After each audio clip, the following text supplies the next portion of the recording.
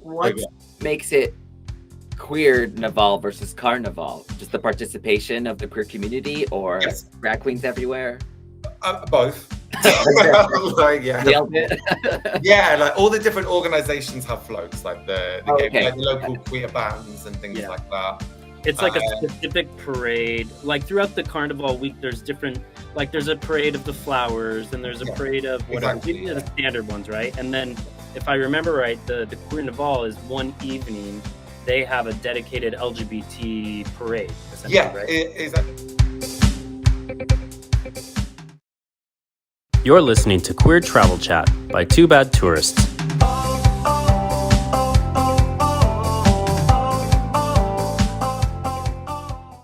Hi everyone, welcome back to another episode of Queer Travel Chat. My name is Austin. I am one half of the blogger duo Two Bad Tourists, and joining me here in our podcast studio live is David. Hey, I'm here too. Is this live? I guess this is live. Well, we're recording live. We're here. I feel like I'm always trapped in the studio. Get me out of here. Here we are. Actually, I haven't been live in Madrid for the past 3 weeks. Yeah, what have you been doing since, what did we record last? Do you remember our last episode? I don't, but I should. We recorded Gay Wine Weekend, maybe? Gay Wine Weekend? No, we recorded the being an expat in Spain. Oh, yes. So what have you been doing since then? So since then, I spent about 3.5 weeks again in the south of Spain, in Torremolinos, which is near Malaga. I now have an apartment there. Yay. And if you would like to rent it out on Airbnb, you can just check out our Torremolinos Gay Guide on our website. Oh, are you just linking it in there? I don't remember that being a mutual decision. Well, it is. I'm gonna have our travel writer Richard add a little link to it. Richard do that? No, that was the purpose of my trip. Well, twofold: to get my apartment ready to rent out, and I was there with my boyfriend. He's also buying a place down there. Well, now my sister and my mom want to copy you, and I'll buy. I think we're all just going. Yeah, we're all going to buy places in Torremolinos, and I'm going to manage all the apartments and skim off the top, right? I know that because since our last that I'm going to skim off the top. You probably will. No, I know that because since we last recorded, I had to fly to the U.S. last minute, and then I am still recovering from flying back because on the way back, my flight was delayed, and I was connecting in Atlanta. And so by the time the flight left Phoenix, I was missing my connection in Atlanta. I was traveling with my sister, and we always, have a drink in the lounge before. A drink? We always get drunk in the lounge before. And then when we had to solve it all, then we got back to my mom's because we were like, well, now we can't take this flight. We were just drunk at noon. So we were like, well, what do we do? And we're just like, I guess we go sit in the backyard and keep drinking. So we just got day drunk. Oh, this was at noon? In my mind, I was thinking, because when you called me, it was nighttime. So in my mind, it was like nighttime. That's right. No, it was the morning because we were going to get on the flight and we were going to pass out. It was a travel day. It doesn't count. It was already evening in Madrid. We're trying to get on Madrid time. So you ordered pizza and wings. So then we ordered we got beer and wine and did pizza and wings, and then God, David. And then had to do another. It were total trash bags, and you don't want your mother to see that. And it was just not pretty. And then we finally got. It was 48 hours of traveling. Awful. But the joys of travel. I mean, well, let's talk. Those are the bad parts of travel that do happen occasionally. It hasn't happened in a while, so count your blessings. And always buy travel insurance. Anyway, what are we really talking about today? So today we're talking about the beautiful Côte d'Azur. We're talking about Nice in France. Our beloved friend, travel writer, nightlife tour guide, trip leader, jack of all trades, or Richard really of all trades. We should call him. We're having Richard on our podcast. We're going to interview him because he went to Nice for Carnival, or specifically the Queernaval event, which is a portion of that, which we'll tell you about here in a minute. So he's having a much more fun time on his travels than you apparently. Yeah, I guess he had no flight issues. So if you haven't caught his last episode, he was on episode 8 of season 2. a couple of years back. Salzburg. Yeah, he visited Salzburg also on a press trip, and he was on. But that was obviously the audio only version. So if you caught that, now you get to see his beautiful Richard, face. You can see Richard. But yeah. So before we get into the episode, David always has some boring. Some fun facts. How dare you? They're so fun, and I do have some fun facts about Nice. For example, Nice is the 5th largest city in France with a population of just over 340,000 people, but it is the 2nd most popular destination for visitors, getting more than 5 million people internationally visiting. So as it should be. It's lovely. It's beautiful. It's kind of surprising. It used to be a Greek colony. It was founded by the Greek colonists in the 4th century BC, and it was called Nicaea. Sorry for the Greek pronunciation. After the Greek goddess of victory, Nike. I guess it was like they had. That's what Nike is like named after. Right? That clicked brand. As I was reading this. I was like, oh, of course, Nike victory. Mm-hmm. That which is I don't know if is it pronounced Nike, the Greek goddess, because then maybe that's how the Spaniards say Nike, and then maybe they're saying it right. I don't know. And there is a daily cannon shot in Nice as well. Every day at noon, a cannon is fired in Nice to signal lunchtime, and this is a tradition that happened that got started from an Englishman living in Nice and wanted to do this as a way to remind his wife to return home from lunch, which is really funny. After she ordered pizza and got day drunk after missing her boat. Or what if he just like accidentally shot her on her way home? Like we're slap happy this morning. Wow, anyway, the city adopted the tradition and now has a cannon shot that is fired from Castle Hill every day at noon. But why is it called Castle Hill, Austin, if there's no castle on it? So Nice's castle sadly met its end in 1706. It fell off the cliff. No, just kidding. I made that up. No, actually, so it did have a beautiful castle up until 1706 when a young Louis XIV managed to conquer his first castle by sheer luck. He lobbed a cannonball over the fortress walls. It landed inside the munitions storage, and well, from that you can imagine it exploded. Say it in a more monotone. And in any case, as we move on to more interesting facts, so Nice is actually quite close to the Italian border. So there is a blend of French and Italian heritage in the region. It's located, of course, in the French Riviera, and with that fascinating blend of both influences, it's really cool to see as it varies from other parts of France. And the city was part of the Kingdom of Sardinia actually until 1860. When it was ceded to France then. And the rich heritage is evident in the city's architecture, cuisine, and even the local dialect, Nicard, which has Italian roots. I don't really know. Nicard? I don't know how to say that. I think like that's a hard C, but okay. I don't know either. But yeah, lots of Italian influence in that French region. Yeah, and if we haven't already said it, there's going to be a ton of mispronunciation of French words on this episode. French, Greek, apparently. Yeah. We apologize. And lastly, Nice has a really popular and one of the most famous carnivals. One of the oldest as well. It dates back to the 13th century. It's held every time around Carnival, so February, March as well. And that is the reason why our friend Richard went to Nice during Queernaval, so he's going to tell us all about it. But before we get into our conversation with Richard, if you like the show, please subscribe to it on Spotify, Apple, YouTube, or wherever you listen. Also, be sure to leave a 5-star review if you enjoy our episodes. And if you're watching live on any social media platform, feel free to leave us a comment or share the episode with your friends. You can follow us on social media. We are always at Two Bad Tourists. All right, Richard. So let's go ahead and bring you onto the show. Welcome back. Hello. How are you? Nice to see you. Nice to see you. I haven't seen you guys in ages. It has been a long time, right? It's been a couple months. Well, I've been out of town for like a month, so it's probably been a couple months since I've seen you in person.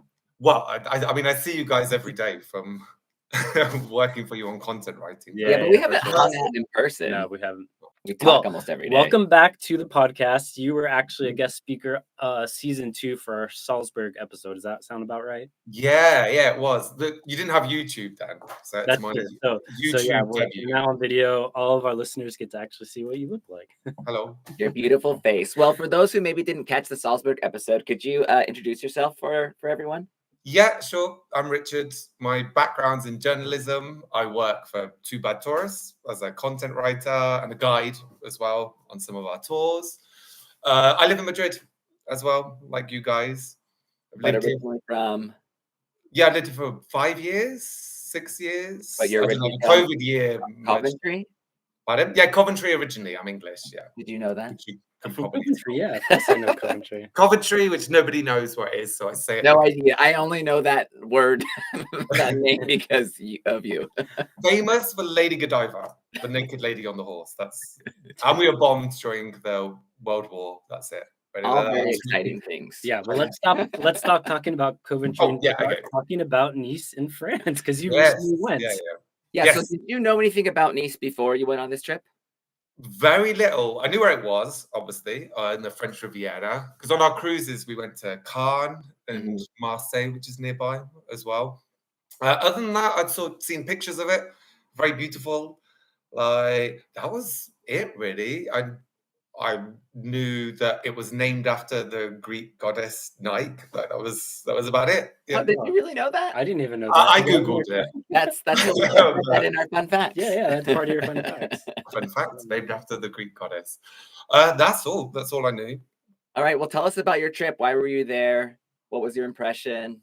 Well, we were there for Queernaval, of course, was the main thing. Around the Carnival celebrations, like we were part of a press trip that was organized by Lou Queernaval organization and the tourism office. Yeah, so basically like a combination of the tourism office of Nice and the organizers of the queer carnival portion, like put together the trip and invited some different journalists and content creators. Yeah, exactly. Working with IGLTA, I think, as well. Yep. So yeah, they put together the trip to promote Carnival. Yeah, that was the main reason we were there. So what was your impression overall of Nice? Oh, like when I arrived, like it is as beautiful as it looks. Yeah, okay, so it does meet its like reputation. Yeah. It does. Well, its other name is I'm gonna ruin all French pronunciation throughout this podcast. Yeah. Côte d'Azur, I think I'm saying that right, which means like the Azure coast, right? Okay. And the waters do look like that. I got a taxi because I cheat sometimes when I go to places. I know you should try and work out the public transport, but I find it better to do that when you're inside the city. So I got a taxi, and the taxi driver was very, I'm going to use the word nice because it's very easy to do. Or do you get it once? Okay, I'll think of other synonyms. Friendly, he was friendly. There you go. But yeah, he was lovely, and I thought that was on the trip. He was telling me everything to do there in the short 15-minute taxi journey, and yeah, it was stunning, that coast. You go along the Promenade des Anglais first, the English promenade, and it's like 7 kilometers long. It runs all the way from the airport, so that's a really nice thing to start off the trip, going along there. Like, it was, yeah, I thought it was very beautiful. So how many days and nights were you there, and like what was kind of the breakdown of your itinerary throughout that time? We'll get to Carnival after this, but apart from Carnival, what was your itinerary like? Yeah, sure. We were there for 3 days, 4 nights, I think. And our itinerary was, it was around not just Carnival, but Carnival. Because we'll go into it later. Okay, Carnival was part of the Carnival celebrations. Okay. It was based around that, but we did have time for sightseeing, but it was very quick because, we had the Carnival celebrations as well, which were amazing. So yeah, on the first day, we wandered around the Old Town, which is absolutely stunning as well. I'm going to try to say it in French. View Nice. Maybe that's right. It means Old Town anyway. Oh, okay. Okay. Yeah, we walked around the Old Town. It's like a lot of coastal towns. They have really nice old towns with cobblestone streets, like churches, little hidden museums and galleries. Yeah, so we wandered around there. We went to a museum there that was in like a aristocratic kind of palace, and it had 500 musical instruments in there. Like, that wasn't part of our itinerary. We were just, we popped in wherever we wanted to. Okay, nice. And yeah, then we went to the market. Again, I'm going to say it wrong. Cours-Salé market, which it's between the Old Town and the beach, the promenade. Oh, this is like the outdoor street market, right? That they do in the mornings, I think. Exactly. Yeah. And it's always very bustling, and it gives you I like going to markets. It gives you a vibe of the local vibe. There's like a flower market there too, right? Did you see that? But the flower market is on the Mondays or the Sunday. Okay. I know this is a different one. Well, and David, they were selling flowers as well, though. Like, but it wasn't the primary focus. But they had flowers. You could buy food and knickerbracks, like various little things like that. Okay. It's a good place to try. Like, they have this really nice onion tart thing, like, which is really nice with olives on. So David hardly remembers it, but David actually has been to Nice in 2018. We actually went for the exact event, Carnival in 2018, but he remembers absolutely nothing about it. Every time I ask him if I'm like, hey, do you remember this market, this, that, or what? He's like, I don't know where you were, but you weren't there in your head. Was it a little bit alcohol? What about the kebab? Yes, that was. I remember fighting because there was no food anywhere and I was really drunk. It was the combination. So when we went, we actually had the combination of Nice Queernaval and the like fetish like party weekend was like all in the same. Oh, they had it on the same weekend. Yeah, so David and I. Is that when we were wearing our harnesses? Yeah. I honestly just remember the photo. And then I had actually been 2 years before that, so I've been to Carnival twice. And David's been once, but apparently he was too drunk the whole time to remember. Is that surprising? Really? That was like a good trip then, yeah. I wasn't drunk the whole time, like during the daytime. I'm not a daytime drinker, during the night, definitely. Well, tell us a little bit more about the food. You mentioned like the onion tarts. Like, were there any other food or drinks? Yeah. Well, I didn't know that ravioli was like a big thing there. I always thought it was Italian, but I guess that's like Nice has a lot of French Italian influences. Yeah, and I had the best ravioli I've ever had in my entire life. Like, it was so good. They have it's got like this kind of beef stew stuff inside. Yeah, it was very nice. I should give a call out to a restaurant we went to actually. It was called Axiado, which is in the old town. And there, the food was, I think family-run businesses are always the best food in a place. Absolutely. Yeah, and this is a family-run business, and the food was, it was so good. I tried that there. The waiter was very hot. They've got a gay son who, they obviously chose him to talk to our group. Right. Perfectly. Yeah, it's very nice. Go on. Is it on our Nice Gay Guide now? Yeah, it was already, actually. I noticed that you had mentioned the waiter as well. You'd said very hot waiter. So okay. Then they must have took us to the same. yeah. And he's still looking for 6 years later. Well, David will put the link to our Nice Gay travel guide. Yeah, sure. That was a good. Richard has just updated too, so it's going to be up to date. Yeah. But and there's the onion tart thing that I told you we had. There is like a famous sandwich you can have, a pan baguette, I think it's called. I didn't have it though because I don't like tuna, but it has it's got like tuna, Nice salad, and egg in it. Yeah, like I said, the food was great. We went to a lot of different restaurants, like Italian and French influence. That's like a best of both worlds, foodie wise. Yeah. I mean, if you don't know the geography of Nice, I mean, it's really quite close to the Italian border. Like, probably within an hour or less, 45 minutes by car, probably. And they give you this drink afterwards as well, pastis it's called, which is like this anesthetic drink, which is really nice. It's a good start to a night out and a good end to a meal. Speaking of nights out, tell us a little bit about like the queer scene in Nice, because Nice is actually not a huge city, but surprisingly has a lot going on, right? Yeah, it does. Like, it has. I think it's the most gay friendly place other than Paris in France. Yeah, that they're proud of saying, and I think it's true. Yeah, I think it's true. Yeah, the nightlife scene is great. Like, they've got a fair few bars, like 2 big clubs. But like the main bars we went to, one was a restaurant bar called Sunset, which is very nice, and they do like cabaret shows with your meal, which is a good way to start a night. Did you go to that one?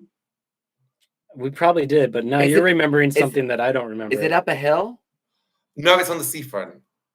Just kidding. Continue.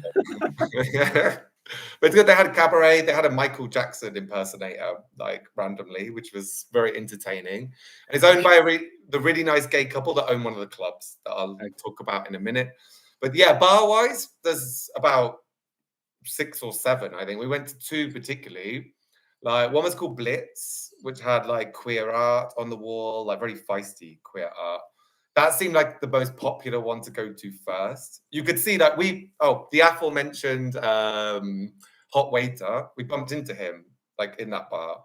Oh, Him and his friends adopted us and took us to different places on the route. So, yeah, you get to have the local scene then. That's ideal. Yeah, they were nice, not false advertising. Nice, everybody is nice, and they were especially nice. So we went to L6 was another one we went to. That was my favorite because it's kind of straddles the line between a bar and a club. Like it had like a big DJ and things, but the top floor to get to, you have to go up a ladder, which is not, like a literal ladder with a hole. That feels unsafe for drinkers. Yeah, no, I can tell you that wouldn't pass health and safety in the UK. Like it was a lot of fun, and we were dancing by the top of it, so it was quite easy to accidentally take a misstep and fall through. But we didn't. And they've got telephones there, like they had, which is they don't work, old-fashioned telephones. But we got the story behind them. Apparently, if there was a guy on the other side of the dance floor, you could call across, like, and say, "Hey, I've noticed you across the dance floor." Oh my god, how funny! So you just pick up the phone or hope the right person pick up the phone. Yeah. Imagine the wrong person. You're like, "Excuse, actually, can you pass the phone to on the right?" But yeah, that was awesome. I thought what was really nice is the bouncer on the way in said, "The only thing mandatory in here is fun." Oh, I love that. I thought it was lovely. A good vibe. Yeah. And after there's the main clubs, Leo Mega is one. Like that's the couple who own Sunset own that. Okay. So we went there. That was cool. It was, what you expect from a gay club. It's like they had international DJs. There was a guy who DJs in Madrid actually that was there at wee parties. So it's that kind of music, This couple that owns this club and Sunset Bar, are they expats or are they French? They're French. Yeah, they're French. I think there's a lot of expats there, right? Yeah. Oh, we met a lot, of course. Yeah. Like I met a German guy I was chatting to. I think we've had people on our group trips that had. I remember at least one had a place in Nice. Really? Yeah. Well, that was something very evident. Is they really like foreigners there. Like, I know that. Yeah, there's been a bit of anti-tourist movements in the world or whatever. That hasn't touched there at all. It's the opposite. They seem to want people to come. They're very enthusiastic. I had no language barrier problems. Okay. Yeah. Great. But yeah, Lower Mega was good. It had guys with the tops off, the usual like shindigs, but it was fun. The other famous one I think is La Glam. We didn't go to. Has more of a pop vibe. And then there's an after, isn't there always? But this is an official one. So an after party, yeah. Yeah, but in a club called La Clubber.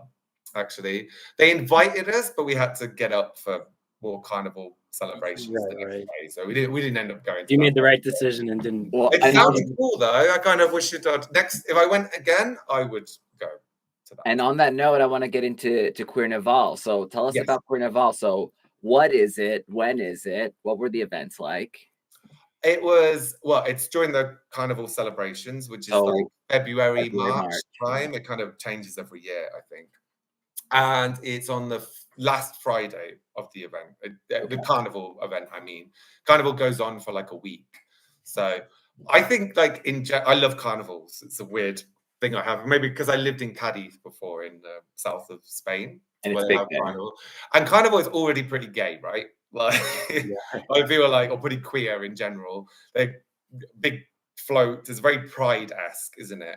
But I think Queernaval kind of combines the element of pride and carnival together, like very well. It's very joyous. Okay. I think it's one of the only official gay carnivals. Well, definitely in Europe. And yeah, it's like a joyous event. They have parades. It's the local like LGBTQIA plus center put it together, as well as the Lou Queernaval organization. And you can tell they put so much passion and creativity into it. What makes it Queernaval versus Carnival? Just the participation of the queer community, or drag queens everywhere? Both. Like, like all the different organizations have floats, like the local queer bands and things like that. It's like a specific parade. Like throughout the carnival week, there's different. Like there's a parade of the flowers, and there's a parade of whatever. These are the standard ones, right? And then, if I remember right, the Queernaval is one evening they have a dedicated LGBT parade, essentially, Yeah, right? exactly. Well, all the carnival celebrations, apart from the last one, happen in the main plaza, the Place Masana, and it's completely taken over. And usually you have to pay to get into all the different events, but Queernaval you don't. It's completely free. They put it together because they think it should be for everybody, which is awesome. So no matter what your financial situation, so for a start, it's completely free. Cool. And then it's made like by queer people for queer people. You know, it's very inclusive. All are welcome. Yeah, all are welcome. Yeah, allies are welcome. Like, don't get me wrong. In fact, I'm sure everybody there was an LGBTQI plus. But the floats and the parade itself focus on that. They have a theme every year. Well, the whole carnival has the theme, and this year it was like underwater was the theme. So you can imagine the gay take on that. Like, well, not underwater, the ocean in general. So we had like hot sailors, we had mermen and women and drag queens. You have mer them, for example. Mer everyone. Yeah, and there was a drag queen dressed as Ursula because, of course, like literally, Ursula was based on a drag queen, so why not a drag queen as Ursula? Like, and it was themes like that. They had puppets of fish, like that. I mean, like huge puppets that were like dancing with each other. It was great. It was a big. Oh yeah, go on. No, go ahead. Yeah, there's the big parade that happens. It goes on for about an hour or two. Like I said, there's bubbles and bubble machines and floats and all sorts. Then when that finishes, like there are people that are sitting on the stands on the side. And afterwards, it's a really nice moment. Everybody comes down and parties together. Wow, that's kind of like cute. Pride parades around Europe. Sometimes you go and follow the float. Oh, we did that in Madrid. Yeah, for example. Well, the old days, I think, or maybe you can't. Yeah, pre-COVID, or no, it's pre-World Pride. But I thought it was nice because it, like, you know, because it puts the people who are on the floats together with the people that are watching. You know, it shows the community coming together. You could see everybody was so happy all the time, like completely joyous. That's what alcohol will do to you. Yeah. Oh, there is one point against it, like a small point, but you can't drink on the street in Nice. Like, so you can't have. But I know people drink before they go, obviously, you know, and then not even. I mean, you can't drink on the street in Madrid either, unless there's a big event where everyone's drinking on the street. Right. Yes. But they actually don't let you. Yeah, they don't. Which is, but I didn't feel the lack of it. We had a few drinks before we went, and then everybody goes on afterwards. Yeah, I'm sure I would find a workaround. I'm sure we did, but I don't even remember it. David, I guess this is why you don't remember. You probably found a workaround. I'm sure I did. What was the highlight of the whole trip for you? Part of Carnival or not part of Carnival? What was like a standout moment? There were several things. Like I like the carnival celebrations in general, but Carnival especially. Like that night in general was amazing. You know, like the Carnival celebration, and then afterwards going out, like. The whole thing was excellent there. Like I said, it was so happy. The people themselves were super friendly. I also enjoyed the carnival celebrations the day after. You get there's a flower parade, as you say, where people apparently they used to have a flower fight where they throw at each other, which seemed a bit aggressive. Yeah, and with flowers. Now they throw them off the floats. They throw them off and you catch them. You can do that with tomatoes here in Spain But also, flowers don't go that far when you throw them because they kind of just like. Yeah, exactly. They're so pretty. You don't want to. Yeah, exactly. And then afterwards, they have on the beach, like on the last night, everyone goes to the beach and they burn an effigy of the Carnival King, which is like the theme. Although next year, they're having a Carnival Queen for the first time. Smashing the glass ceiling in Carnival there. And then they have a big firework display. I loved that. I thought it was really nice. And then we went out afterwards. And it sounds like you had a great time. Yeah, I did. I feel like I haven't mentioned everyone that I should, but I think, there were lots of amazing things we did. We'll post links to your article that you wrote about it and the show notes, as well as the gay guides. So they'll have access to all that. Well, before we finish up, I mean, I really like how you wrapped up the article that you wrote on Nice about your experience there. Would you mind reading that sort of statement for us? Sure. Okay. It's bizarre quoting yourself, but Nice during Carnival is the ultimate gaycation because Carnival isn't just a celebration or a parade. It's a love letter from Nice to the global LGBTQIA plus community. And it says, "You're welcome, you're wanted, you're beautiful, so come party with us." I think that's a nice way to wrap that because That's so I want to. Yeah, I stand by that as well because Yeah. that's how it was. Like, I mean, that's pretty much that was from your article, but it kind Yeah. of sums up the conversation too that we were.